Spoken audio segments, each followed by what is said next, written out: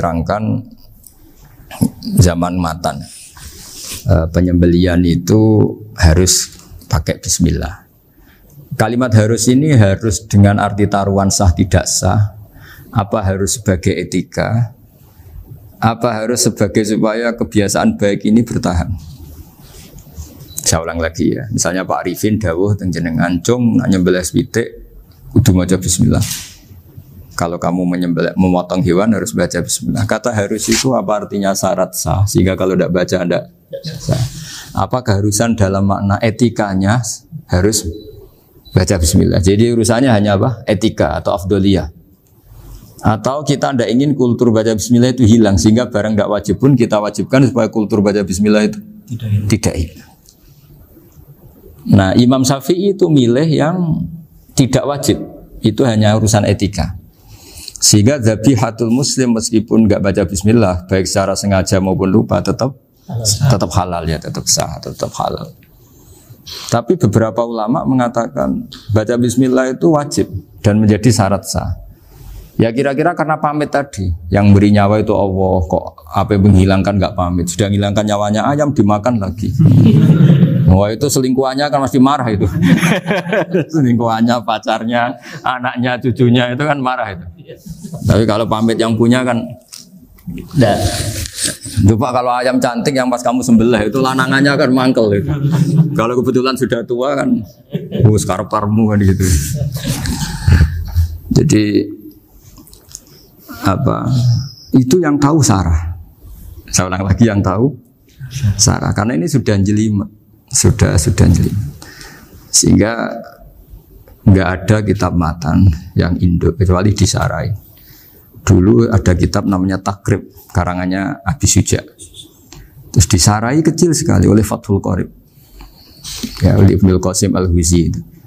Terus disarai lagi oleh Bajuri. Jadinya Bajuri itu sudah sarhun ala sarhin warifin, ya, sudah sarhun ala sarhin, bukan sarhun ala matnin tapi sarhun ala sarhin. Nah kenapa memang kita butuh itu? Saya ulang lagi, kita butuh itu. Nah, kenapa butuh? Ya karena mau tidak mau. Saya ulang lagi, mau tidak mau. Karena matan itu seperti itu. Misalnya matan cerita, yang dikatakan menyembelih itu apa? Ya nyembelih itu ya nyembelih. Nyembelih itu memotong hewan. Terus motongnya dari mana? Kalau kamu motong hewan dari mana coba? Dari belakang atau dari depan? Dari mana? Depan misalnya. Pertanyaannya, ketika dari depan itu paling penting terpotong al-hulkum wal mari misalnya. Yang satu majrur to'am, yang satu majrur ruh ya gitu, majrur nafas. Tapi andekan dari belakang gimana? Tapi tetap terpotong. Mulai ribet kan? Kalau kubu sebelah kan enak, pokoknya nggak sunah Rasul seperti itu, nggak mau debat.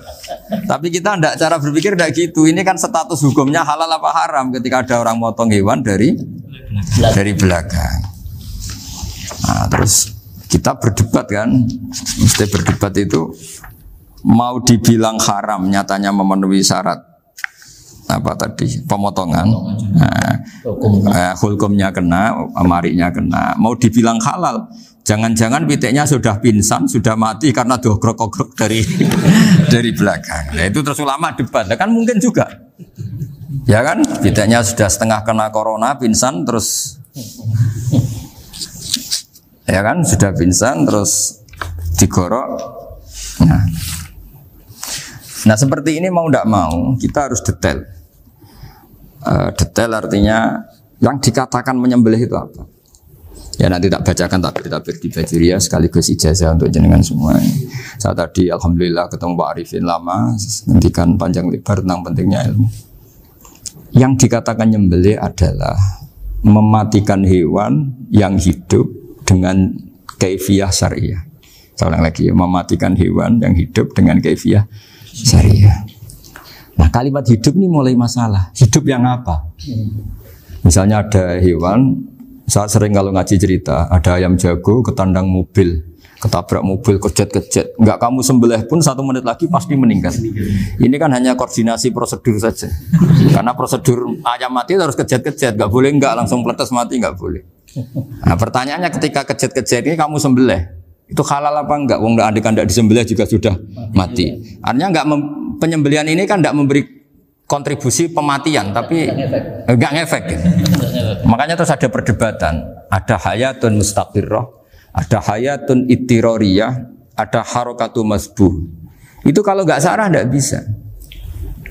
Lalu pertanyaan nakalnya begini. Saya itu betul pernah ngalami itu. Wayam jago itu kan mahal, apalagi kalau Bangkok kan. Saya pas jalan-jalan sama anak saya, sama jalan-jalan mau ke pasar itu di pertolongan dua rumah. Gue sih halal tuh orang, kadang tanya orang awam, halal kata saya. Gitu. Padahal andai kan tidak disembelih ya pasti mati.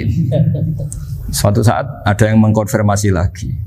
Saya bilang kalau kiai ya tidak pantas makan ayam gitu, tapi kalau kamu tidak kiai ya pantas saja. Daripada rata halal lo geremeng eman kan ribet. Nah sebetulnya itu dalam mazhab Syafi'i itu tidak halal karena dia sudah tidak punya hayatun mustaqirrah. Karena tadi setengah menit lagi atau 1 menit lagi pasti mati. Kan dia belum mati karena koordinasi Israel saja tetap yang nyambil itu. Tetap kan nggak segampang itu kan, tetap prosedur apa? Jalankan SOP. SOP-nya harus ada. Nggak boleh mati selonang-selonang itu, nggak boleh. Tetap ada SOP kata Warikun ada SOP. Dia kalau sama saya bisa guyon kalau. Nah, tapi misalnya nanti pertanyaan, tapi dalam mazhab Maliki itu diabaikan. Hayat mustaqirrah, hayat ittiroriyah, hayat itu diabaikan. Cara berpikir Imam Malik lebih matematis. Kalau nggak disembelih itu matinya berapa menit? 1 menit lagi. Gara-gara disembelih dia mati sekarang. Berarti eksekutornya ya peso itu.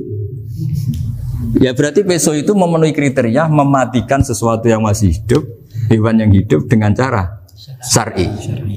Jadi andai kan ada rapat malaikat, matinya karena apa coba?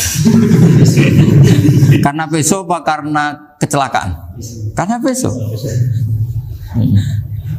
Ya kan? Karena kalau nggak tanpa peso nunggu 1 menit, gara-gara disembelih langsung terjadi sekarang. Nah karena hukum halal ini yang menarik dan menguntungkan. Di bab ini orang jadi Malikiyah semua. Mana maksudnya ya? Jadi kita ini sebetulnya Syafi'i pecundang gitu. Syafi'i partai politik. Jadi kalau sedang tidak menguntungkan ya kata siapa kita Syafi'i banget? Tidak juga itu. Ya, jadi karena tadi ya kalau pada level perdebatan ulama itu ada tadi ya, ada seperti itu, ada hayatun mustaqirrah, ada hayatun ittiroriyah, ada harokatul masbuh. Jadi tak baca ya supaya dapat barokahnya ulama ya. Jadi tak baca redaksinya ini di halaman, terus kitab ini saya tinggal sebagai amal saya, keluarga saya, sebagai penghormatan saya sama Habib Ali, Habib Qures, Habib Hussein semuanya, Pak Arifin dan Bismillahirrahmanirrahim. Wa'alam, ini halaman 562, ikutnya bab kita Abu Ahkami Sayyidi wa Dzabai. Ya, jadi nanti yang mungkin kalau beda halaman cari di babnya kalau beda halaman cari di babnya. Karena kadang beda halaman Pak Arifin. Kalau cetak sekarang enggak. Beda. Iya, kadang beda juz orang. Kayak Ikhya sekarang tuh sampai 6 juz. Zaman kita ngaji kan 4 ya. Sekarang ada yang 6, ada yang ribet cetakan sekarang ya. Di atas ada 10. Satu Ikhya itu. Hurufnya dibesarin. Ikhya biar. Iya, ada yang sama. Karena ngerti zaman akhir paling sudah agak buta huruf. Saya tuh dulu punya guru terakhum sudah sepuh. Itu baca gini nggak bisa, Pak. Jadi kalau di kelas harus dituliskan pakai spidol. Mulang Minhajul Abidin. Sudah sepuh sekali. Kalau ngajar itu nggak bisa jalan, udah pakai becak. Itu yang nulis agak kurang ajar. Nulis CDE gitu bar. Jadi kadang itu apa itu? Beliau masih semangat, tulisannya habis. Lo kok sentek jeng? Terus ya wes. Jadi nulisnya di HVS baru dulu. Udah cepat selesai. Iya. Nah kalau beliau pakai kitab sudah enggak berso itu. Anak-anak wah nulis sidik benang bar. Ribet. Saya ulang lagi ya. Jadi yang mau saya baca tadi itu logika fikih ya. Fikih itu berpikir ya. Di mana-mana namanya menyembelih itu apa? Dari hidup dimatikan dengan kaifiyah syariah. Kaifiyah syariah ini tidak boleh kamu nyontohkan harus disembelih, keliru juga. Karena untuk hewan yang berat atau hewan liar cukup dipanah asal ma'an harodama yang bisa ngalirkan apa? Darah. Jadi makanya saya umumkan bikaifiyatin syariah Pak Arifinnya kan tidak harus motong kan bentuknya. Kalau hewan liar kan atau sapi kurban liar kan, sapi kurban ucul liar kan boleh dipanah, boleh macam-macam. Nah kalau tembak bisa diperdebatkan karena ada unsur api Pak Arifin. Jadi bisa debat. Meskipun ada yang bilang boleh tapi bisa debat lagi kan? Karena ada unsur apa? Api Pak Arifin. Iya. Tapi ini saya cerita umumnya bikaifiyatin syariah. Nah karena kalimat hewan hidup, ada kalimat hidup. Hidup yang apa kan pertanyaannya? Hidup yang sudah kejet-kejet, misalnya sudah koma, udah kena corona, disentak istrinya, itu. Apalagi ayamnya menyaksikan pasangannya diselingkuhi, wah itu udah stroke itu dia. Nah itu. Makanya kalau orang suka macam-macam itu kayak ayam makanya itu. Saya baca ya. Bismillahirrahmanirrahim. Wa'lam annahu yujadu fi ibaratihim hayatun mustaqirrah, hayatun mustamirrah, harakatu mazbuh. Wa yuqalu aisyu mazbuhin. Wal farqu bainaha annal hayata al mustaqirrah yakunu ma'aha ibsarun bi ikhtiyarin wa nutqun bi ikhtiyarin wa harakatun ikhtiyariyah. Wal hayat al mustamirah ya allati tastamiru ila khurujir ruh minal jasad. Wa harakatul masbuh ya allati la yabqa maha ibsarun bi ikhtiyarin wala nutqun bi ikhtiyarin wala harakatu ikhtiyariyah. Bal yakun maha ibsar wa nutqun wa harakatun ibtirariyah ini. Wa ba'duhum farraqa bainahuma. Sampai saat terus ini. Jadi ini perbedaan-perbedaan pandangan ulama. Nah, Imam Malik itu mengabaikan semua istilah itu. Sing penting pas mbok sembelih iku kecelok urip, cara wong Jawa iku kecelok urip. Cek hayat mustaqirrah, cek ittirariyah, cek harakatu mazbuh, pokoknya kecelok urip. Ane kecelok urip bisa dibilang masih hidup. Karena kalau bisa dibilang masih hidup, kamu sembelih tetap nanti rapat malaikat kira-kira gitu. Ini matinya karena apa? Karena kecelakaan. Oh, kalau kecelakaan 1 menit lagi matinya dong. Tapi kan matinya sekarang ya karena disembelih. Nah tadi saya bilang sebenarnya mazhab Syafi'i itu tidak seperti itu. Karena Imam Malik menghalalkan, biasanya penggemarnya lebih banyak. Di bab bongso halal itu kan penggemarnya masih banyak. Tapi ya sudahlah, itu masih ahli sunnah karena salah satu dari mazhab 4. Tapi logikanya juga masuk. Jadi kita bukan sekedar taklid ke Imam Malik, tapi kalau kita ikhtiyat ikut Imam Syafi'i ya monggo, karena mungkin secara medis karena mengalami seperti itu mungkin tingkat kesehatannya apanya sudah ya sudah lah, yang penting makanya terus orang Jawa pinter nak PTE jago ya halal, nak cilik enggak lah. Itu kan ibarat perdebatan antara kepiting sama yuyu. Yang menghalalkan kepiting itu mengharamkan yuyu. Tahu yuyu yang kecil di sawah ya? Tak tanya, kenapa yuyu halal? Karena amfibi Gus, bisa hidup di dua alam. Memangnya kepiting enggak? Oh beda. Ternyata beda maksudnya. Eman Gus kalau haram. Eman kan kalau yuyu haram kan enggak ngefek kan? Kecil. Ini mufti kok. Oh, udah kadang halal, udah kadang makan selama ini. Iya, selama ini udah kadang makan itu. Makanya banyak kiai yang mengharamkan kepiting sebetulnya, tapi minoritas kan? Minoritas. Tapi yang mengharamkan yuyu mayoritas, wong kecil aja. Jadi kita ribet ikut siapa? Gitu. Kata siapa? Ahli fikih gak mikir untung rugi. Makanya saya ini bingung. Jadi saya ini kan kiai ya, kiai betul. Susah kadang jadi kiai. Sebagian guru saya itu mengharamkan kepiting. Nah kalau kayak dolan di daerah Juwono Mas Nafis daerah itu, penghormatan tertinggi santri itu kalau nyugoi kiainya kepiting karena itu makanan termahal. Bingung kan dia? Mau tidak makan itu kayaknya dipersiapkan betul Pak Rifan. Udah ada effort ya. Warna nyari yang mahal kan. Mau makan itu sebagian guru kita mengharamkan. Akhirnya ya ada darurat tadi. Makan sekadarnya. Kalau saya habis 3 pasti israf. Kalau habis 1 prosedur hormat yang nyugui. Itu susahnya jadi kiai. Kalau kamu kan tidak kiai, mumpung gratis. Enaknya gak jadi kiai kan itu Mas. Pertimbangannya mumpung gratis. Sudah gitu masih mun dibutuh mawon, makai dibutuh mawon. Oh digawa tenan. Tapi sebetulnya ada sisi naif dari yang bilang halal tadi. Ketika yang bilang hal naif itu versinya, tapi ya nggak apa-apa, semoga dimaafkan Allah.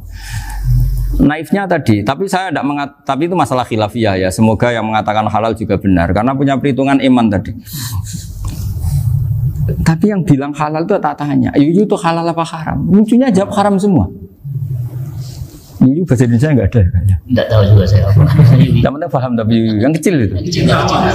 Itu kalau diharamkan tidak ada yang protes ya? Nggak ada. Tapi kalau kepiting? Ini pakai model apa? Coba Pak Wafa. Kalau alasannya amfibi, Yuyu sama kepiting sama enggak? Kalau alasannya amfibi, hidup di dua alam. Sama-sama. Sama-sama. Kenapa kepiting jadi halal? Lebih bernilai. Ini juga mufti model baru. Mungkin muftinya menghalalkan itu. Iya makanya. Kan jadi kayak tadi ayam jago tadi orangnya tak tanya akhirnya. Andekan yang kecelakaan itu ayam kecil. Kamu tanya saya enggak? Ya enggak, terus langsung tak buang. Kan langsung dibuang. Berhubung ayam besar. Eman kan. Tapi nurani aja sebetulnya protes. Nyembelih klek-klek. Kadang kan apa kejat-kejat itu sudah tunggu SOP dari Pak.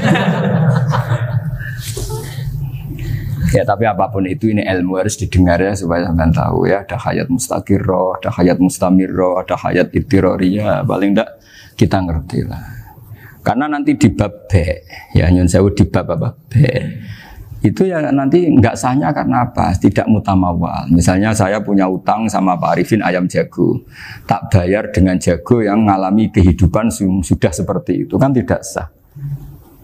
Meskipun itu hidup tapi sudah tidak hayat yang mustamir, tidak normal. Jadi ilmu itu apapun tidak cocok kita karena beda mazhab misalnya, tetap sebagai apa? Ilmu. Jadi jangan pernah anti ilmu meskipun kita tidak cocok. Dulu saya itu heran sama Abu Hanifah karena membolehkan merujuk wakaf. Wakaf itu kan nggak boleh ditarik kembali dalam mazhab Syafi'i dan hampir semua ulama bilang gitu. Tapi kalau kata Abu Hanifah, jika nazir yang nerima itu tidak sesuai rencana kita, keinginan kita, itu boleh narik kembali. Fa innal waqfa atiyatun makhdoh, kata beliau. Wakaf itu ya pemberian normal saja. Suatu saat ada peristiwa gini Pak Arifin ya, ada orang kaya raya mewakafkan tanah itu senilai kalau nggak salah itu 60 miliar. Singkat cerita beliau bermain apa gitu, bisnis apa itu bangkrut. Kemudian itu belum disertifikatkan wakaf. Kemudian nggak ada yang disawang coro Jawa, nggak ada yang dilihat, terus mau dibeli sama nyuwun sewu sampai yang mau beli yang mampu itu non muslim.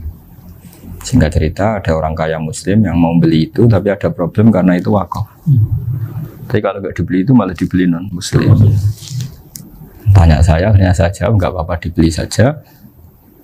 Ngikuti mazhab Abu Hanifah. Karena kalau mazhab Syafi'i itu nggak sah semua pembeliannya. Tapi apa artinya mazhab kalau kita berpikir nggak sah tapi yang jual melakukan? Nah itu yang nggak dipikirkan oleh orang-orang fikih yang di Menara Gading. Apa gunanya kita bilang nggak sah, tapi yang punya tanah tadi tetap menjual. Karena tidak mengindahkan hukum itu, mau apa?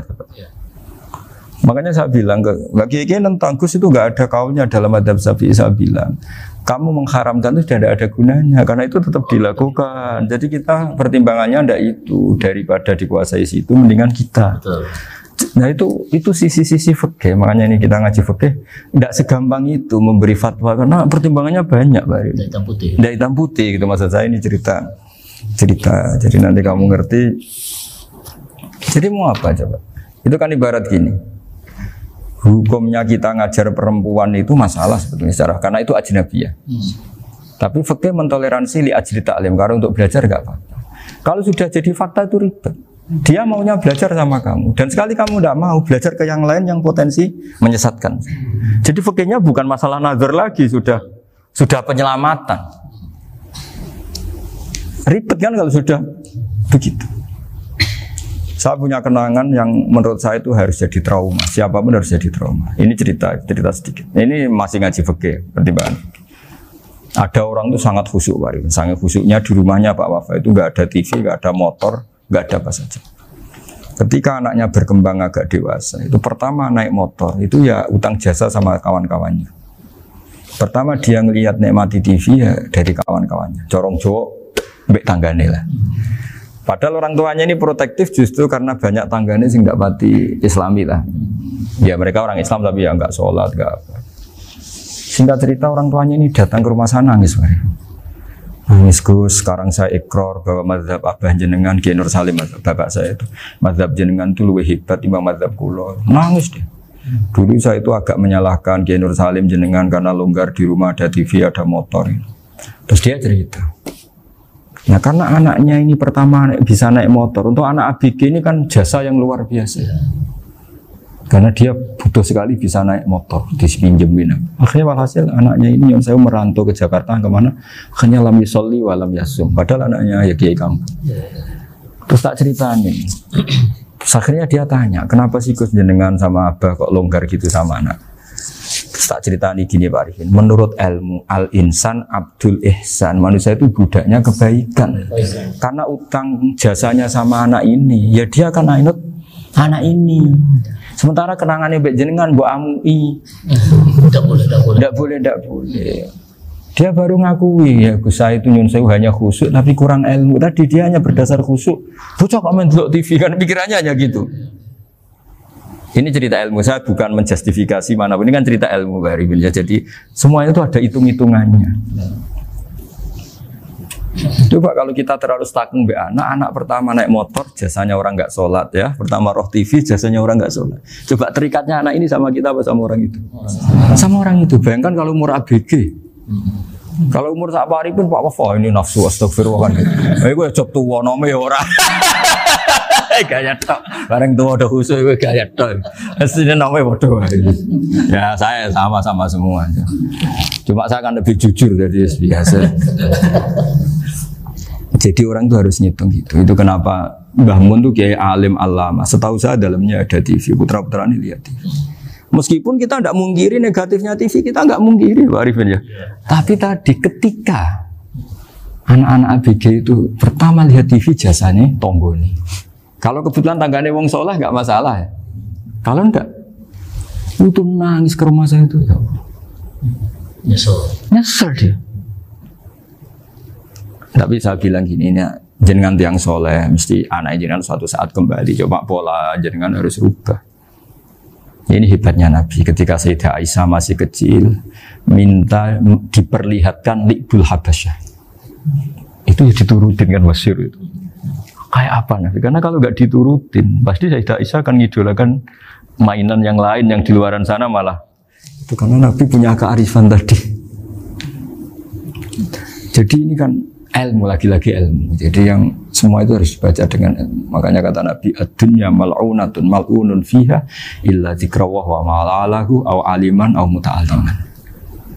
Karena dunia ini hanya bisa dibaca dengan ilmu. Yang diridai Allah maksudnya hanya bisa saya itu banyak kenal menteri, kenal pejabat. Tapi saya tidak pernah melihat itu sebagai pejabat. Melihatnya itu orang yang ingin belajar agama. Karena sekali salah melihat, yang hidup itu tamaknya Pak Arifin. Yang hidup kan tamaknya. Saya kenal orang kaya kok melihat kayanya, yang hidup itu tamaknya. Ingin dapat ini, dapat. Tapi kalau melihat itu sebagai hamba Allah yang ingin belajar, insya Allah kita selamat dari tamak. Meskipun kita ya manusia tidak sempurna. Setidaknya ketika dia lomo atau tidak lomo, nyalami template apa tidak ngefek karena kita melihat ini mau belajar. Tapi kalau kamu didorong tamak, katanya orang kaya ternyata nggak tahu haknya kiai, ribet kan? Ribet. Ya kalau kamu punya santri cantik ya lihat itu sebagai santri kamu. Jangan melihat ini mau nggak sama saya, kalau enggak ya wah ya ribet kalau gitu. Ini anak-anak muda harus dilatih ikhlas, baru bahaya ini santri-santri sampean kalau nggak dilatih ikhlas ini bahaya. Karena ini belum punya penggemar pejabat, paling ya anak-anak yang ya tadi ABG. Jadi lah Sarah kembali lagi Sarah itu membicarakan itu detail. Jadi ya makanya kenapa orang mati yang lahir langsung meninggal itu nggak wajib disolati. Alasannya fikih ya lucu. Karena dikatakan sholat mayit di mana-mana mayit itu sabakohu hayatun. Di mana-mana namanya mati itu terdahului oleh hidup. Nah ini nggak pernah hidup langsung mati. Jadi fikih itu ya kadang lucu. Ya gitu aja alasannya. Kamu nyolati apa? Mayit. Kenapa kok mayit? Jadi mayit itu namanya mayit Orang mati. Orang mati artinya pernah Pernah hidup. hidup. Nah itu sarah. Jadi ketika matan hanya cerita wasiktu alladzi lam yastahila, enggak pernah nangis, kayak lam yusalla alaih. Sarah bilang mergo ora tahu urip. Kalau enggak pernah hidup berarti enggak bisa dikatakan mati. Kayak sampean miskin itu kan enggak bisa dikatakan bangkrut. Ya ya miskin aja gitu loh. Kan gitu ya. Karena nggak pernah kaya. Enggak udah kaya. Kayak Mas Nafis nggak bisa dikatakan, oh itu Qurannya lupa gimana? Nggak pernah hafal kalau. Jadi yang dikatakan lupa itu pernah hafal. Nggak lupa nggak apa, Gus Qurannya lupa, gaya nggak pernah hafal, kok bilang apa? Lupa gitu. Nggak boleh Pak Wafa bilang saya ini bangkrut apa? Nggak pernah kaya kok bangkrut. Jadi semua itu ada aturannya itu. Nah itu sarah, lagi-lagi sarah. Jadi kita kan banyak yang syarhun ala syarhin. Jadi kayak kitab takrib itu disarai Fathul Qorib. Jadi Fathul Qorib itu sudah sarah. Disarai lagi Bajuri. Nah, itu termasuk cerita itu ya. Cerita-cerita. Bismillahirrahmanirrahim. Ya, wa yakunu qad umadzukira daf'atan wahidatan la fi daf'ataini. Islam tujad al hayat al mustaqira inda daf'atisaniyah. Amma idza wujidat al hayat al mustaqira inda daf'asaniyah fayakhilu al masbuhu aidan. Fasartu wujudul hayat al mustaqira fi ibtida'il wati akhir marrah. Wa makharu dzalika inda tulil fasli wa illa fala rafa'a sikina wa ada fawran aw alqaha liqaniya latan wa akhadha ghairaha fawran aw saqatat minhu wa akhadha ghairu halan aw qallaba wa qata abiyama bagi hal al masbuh. Jadi ini masalah sarah. Sarah itu sudah detail. Misalnya gini, kamu motong ayam. Motong ayam harus sekaligus shred jadi. Jangan sampai nyuwun sewu 2 kali. Jangan-jangan misalnya gini, ayam tak potong pas ke kiri separuh. Ya, ke kiri separuh apa hulkumnya. Pak Arifin datang, Assalamualaikum Gus Pak, waalaikumsalam, terus santai jagungan dulu. Jagungan sampai besoknya itu enggak meneruskan. Bareng-bareng malah salam, ingat lagi ayam saya ini. Ketika saya meneruskan ini, potensi ayam ini sudah mati atau sudah hidup yang ini masih mazhab Syafi'i loh ya. Atau sudah hidup yang sudah tidak normal. Artinya apa? Penyembelian kedua yang mengeksekusi tadi sebenarnya ngisusi barang mati. Yang penyembelian pertama tidak bisa dikatakan penyembelian karena tidak sampai mati. Penyembelian kedua berstatus setengah mati. Nah, kalau seperti itu maka haram. Nah, kecuali itu dilakukan secara fauron. Fauron dicontohkan nyembelih ternyata pesunya kedul terus ngambil yang lain, tapi fauron langsung atau terjatuh ngambil langsung. Ya, itu boleh karena ditoleransi. Tapi kalau kalam ajnabi kata tadi omongan Pak Arifin. Seperti Pak Arifin, alhamdulillah sih. Jaminan mau rawuh. Cari ayamnya asem mana? Ini harus sebar. Ini orang ngawur betul. Jadi, lah itu sarah. Bicara sampai detail itu sarah. Jadi ada sekian kemungkinan. Jadi ya, jadi termasuk yang diandaikan apa? Nah, hayat mustaqirah itu batasnya yakunu maha ibsorun bikhtiarin wa nutkun bikhtiarin wa harakatun ikhtiyariyah. Hayat mustaqirah itu kalau dia betok-betok itu ya karena karepnya. Maksudnya gini, gamane cara roh pitik wedok engkek ya cek karepe dhewe. Cara dia melihat peso itu karepe ya masih lari. Jadi misalnya ada ayam. Ayam kita sembelih baru luka sedikit. Belum sampai andaikan dibiarin ya mungkin suatu saat sembuh, luka. Terus melihat kamu lari ketakutan karena kamu dianggap gladiator, killer lah. Nah itu berarti punya hayat mustaqirah. Tapi sudah kalau kamu sembelih karek ngeriwit, roh kowe serawedi, ya kan? Mau demo ya sudah nggak berkutik, ya dia berarti tidak punya hayat mustaqirah. Gitu. Ya batasannya itu Joro. Nah. Dalam mazhab Syafi'i, syarat sahnya penyembelihan harus hewan itu punya hayat mustaqirah. Nah ini sarah ya, jadi sarah itu lebih jelimet. Nah makanya kenapa tidak boleh nyembelih pakai yang tumpul Mas Nafis? Takutnya ayamnya itu ngalami dohtoh, atau kok ditekek.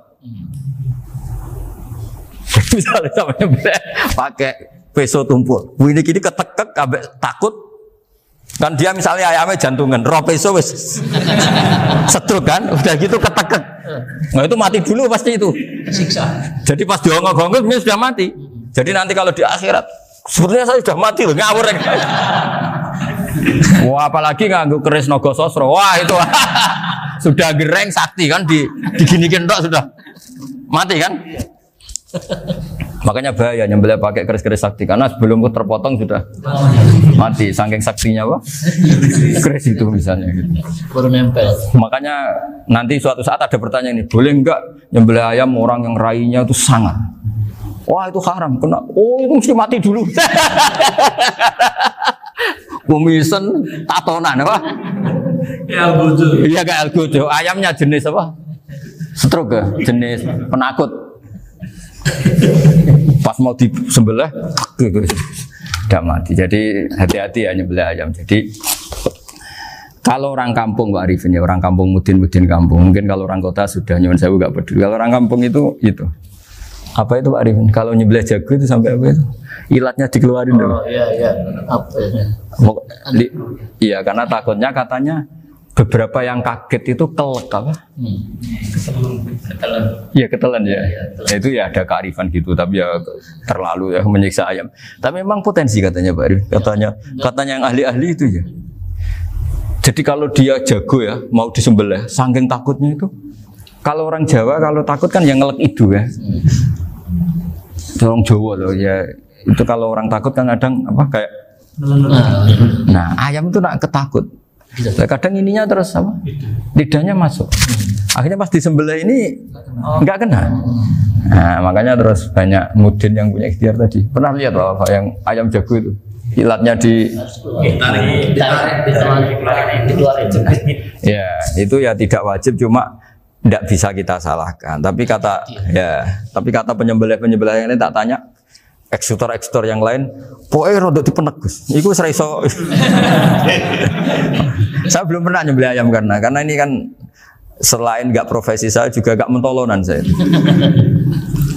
Tapi ini beberapa kefiah ya, yang penting kita tahu ilmunya. Yang paling pokok itu qatul khulqum wal mari.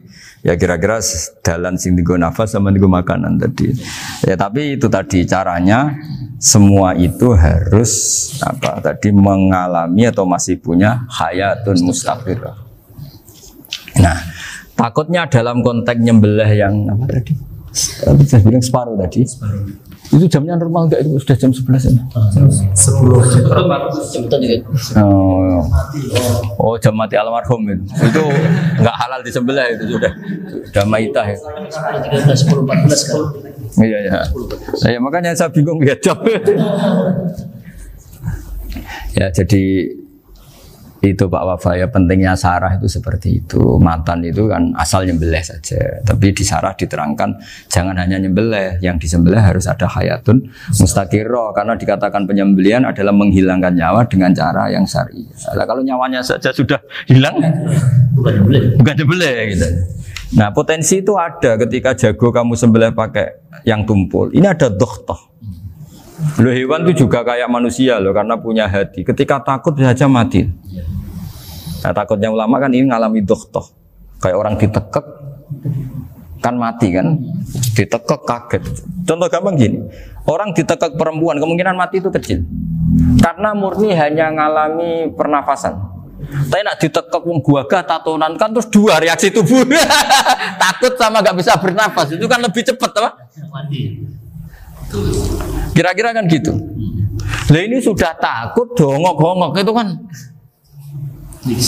nyiksa. Saya sering ketemu orang yang ahli nyari ular, nyari apa. Itu ya gitu. Filosofinya sama seperti orang perang. Harus bikin takut. Iku kewan Gus nak disewentak, iku telelekan, jadi telelekan iku apa Pak Anda bicara bahasa Batawi ini? Orang kaget terus terpaku itu. Teorinya Khalid bin Walid kan gitu. Kalau perang supaya musuh takut.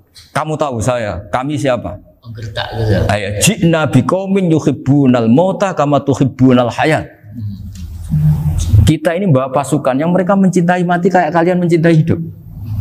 Pasukan kami ini wah darwis, berani modar ya wis gitu. Kira-kira gitu kalau bahasa Jawa itu. Mati. Berani mati. Akhirnya musuhnya kan